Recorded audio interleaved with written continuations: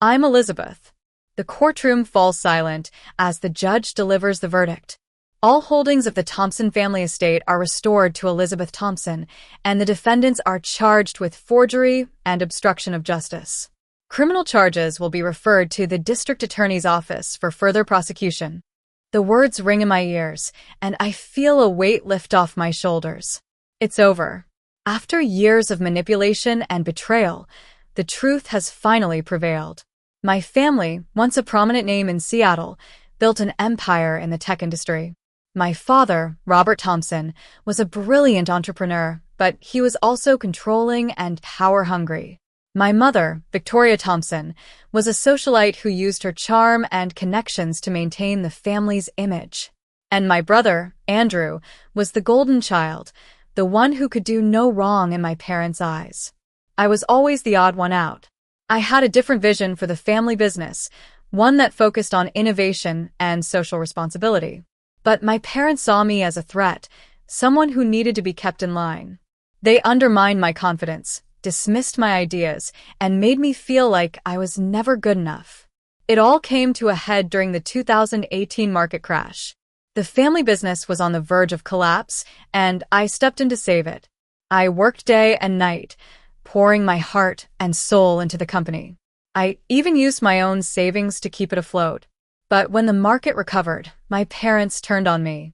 They accused me of overstepping my bounds and making reckless decisions. They fired me from the company and cut me off from the family. I was devastated.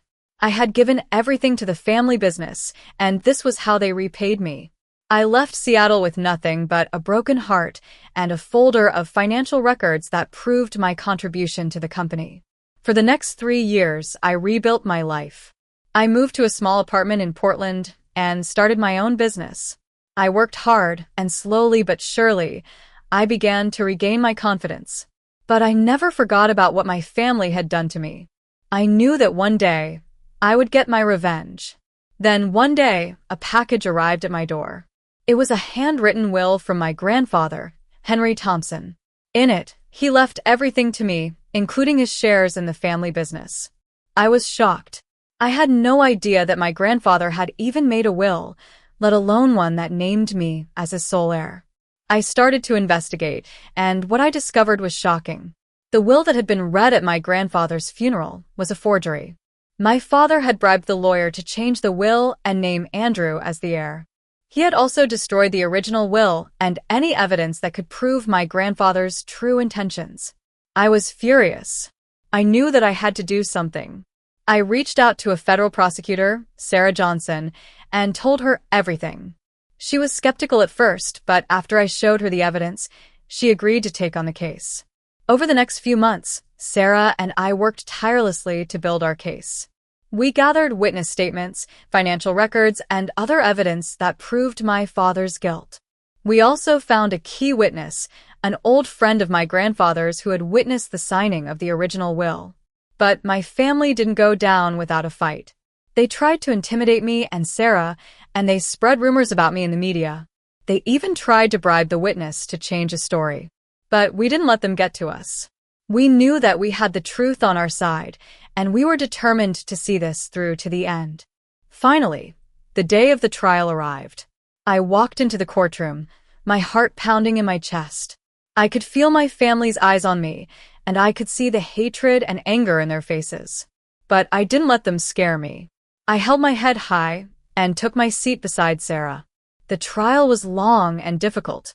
My family's lawyers did everything they could to discredit me and my witnesses. They called me a liar and a fraud, and they tried to paint me as a greedy and vindictive person. But Sarah was prepared. She cross-examined the witnesses with skill and precision, and she presented our evidence in a clear and compelling way.